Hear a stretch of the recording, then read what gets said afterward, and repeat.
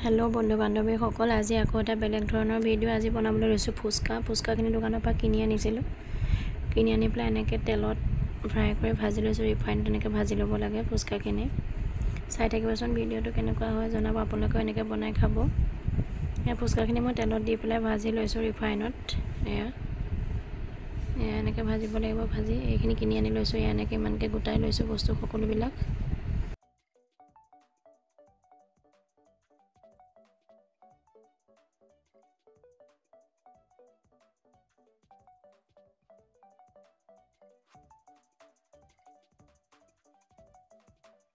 পটাপট ভাজিব লাগে পটাপট ৰঙা হ'বলৈ দিব নালাগে মই এটা হাতে ভিডিঅ' কৰি আছো এটা হাতে বনাই আছো কাৰণে অকনমান ধৰি গৈছে এয়া কিন্তু পটাপট ভাজি পটাপট বনাব লাগে কাহিব লাগে জলদি জলদি মই এটা হাতে ভিডিঅ' বনাই আছো এটা হাতে কাহিও আছো লৰালৰি যেফালে পানী এফালে আলু পিটিকা আলুখিনি প্ৰথমতে মই কুকাৰত সিজাই লৈছো সিজাই লৈ পেলাই পিটিকা বনাইছো লগতে বুট দি দিছো জালজিৰা পেকেটো কিনি আনিছো এই আলু সিজাই লৈছিলো কুকাৰত